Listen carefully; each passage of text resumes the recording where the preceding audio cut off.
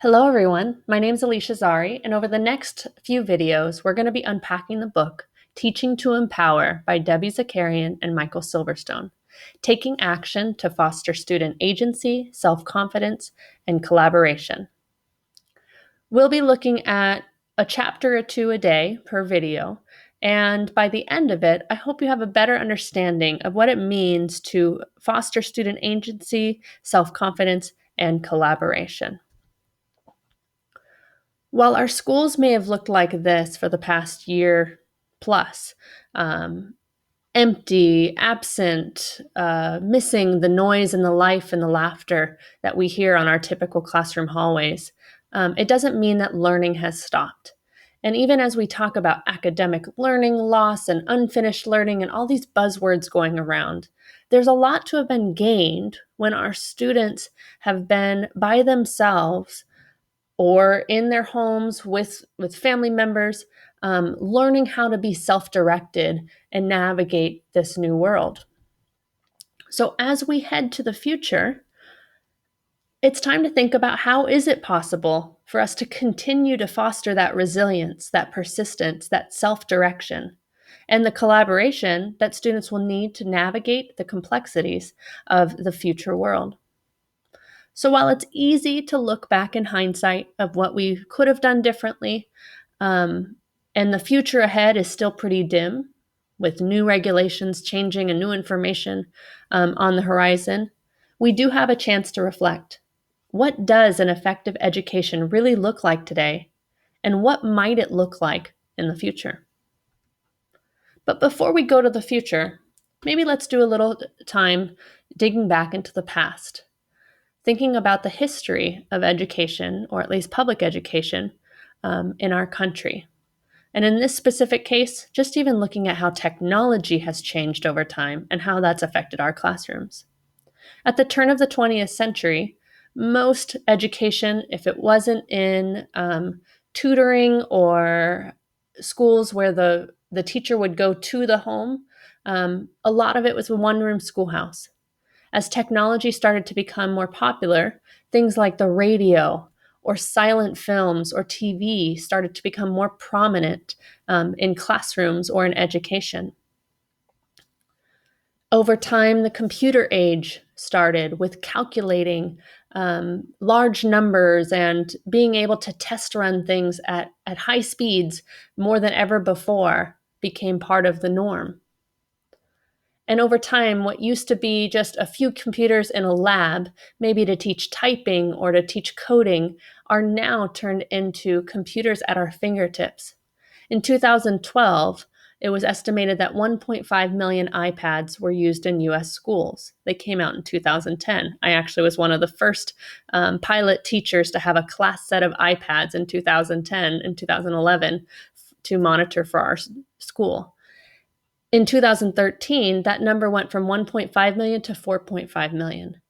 What do you think that number is today, in at least in elementary school? How many Chromebooks are floating around with devices for every student? And how many of our students don't even get their learning really on a typical school device, but instead get their information off their phone?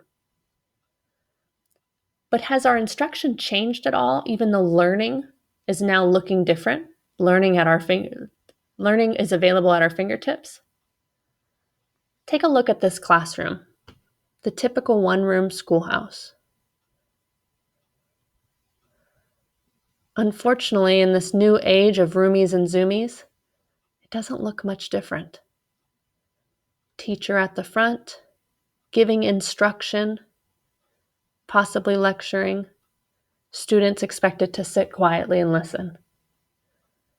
But let's hope that that doesn't have to be our reality for long.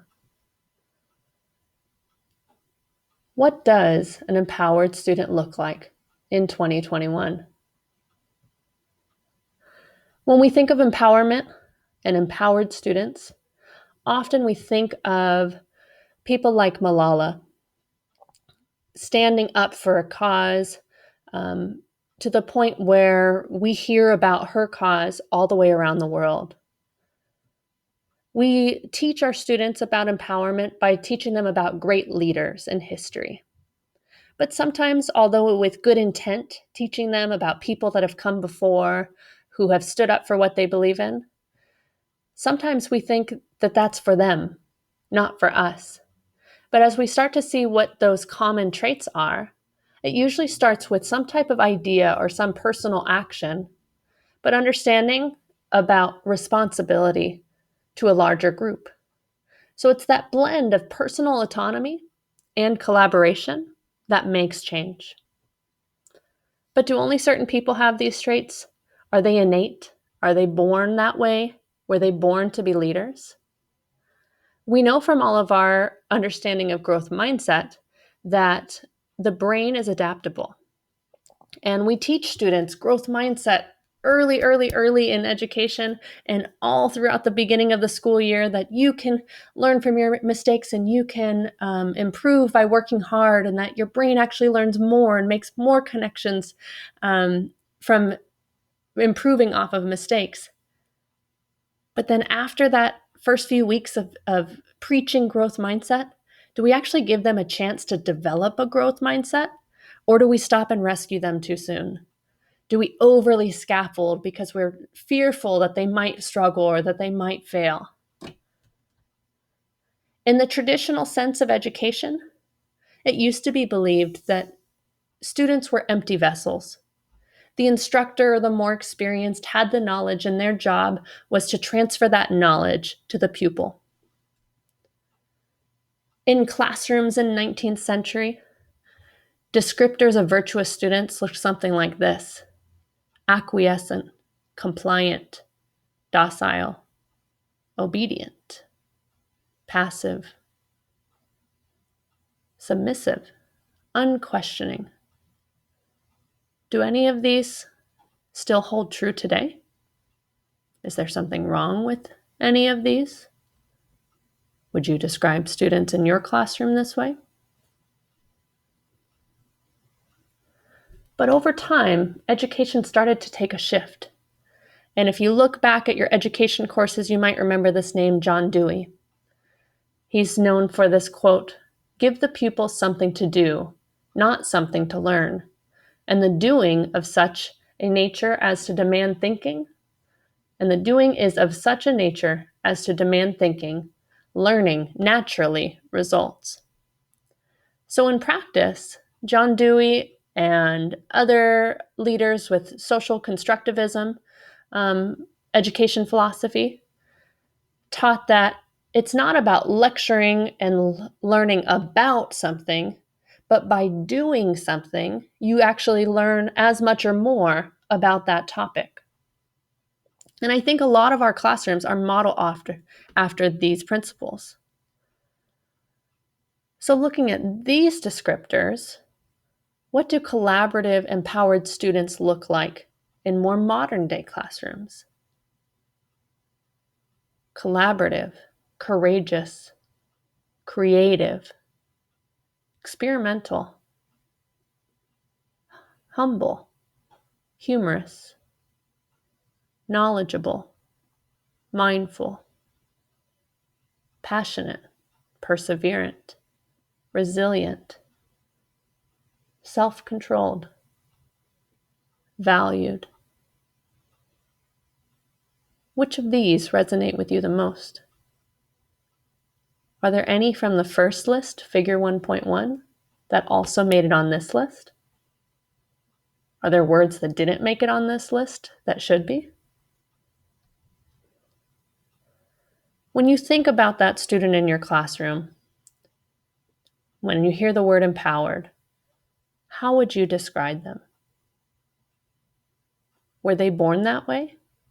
What were the conditions that brought them to be that way in your classroom? Just like we know that there are conditions for growth with plants, the same thing is important for our students. It's not just about who they are. It's not just the seed. It needs watering. It needs the right environment. And our students can be the same way. These 5 traits of student empowerment allow students to thrive, not just survive. The ability to adapt to dynamic changes, especially after this year. attention to the institution's rules and regulations, understanding the area around them. This happens a lot with students out at recess or out at PE. In order to play a sport or enter into a game, you have to understand the rules. You have to understand the norms. Attention to diversity within and beyond interdependent classroom context. Social responsiveness and interdependent collaboration. Working together, needing each other, but still bringing that autonomy and that unique perspective. So in closing, in the last page of this chapter, the author shared, student empowerment isn't a switch that can be turned on or a state that can be achieved by inspirational slogans. It's characterized by the development and interplay of all 5 of those attributes you saw on the previous slide.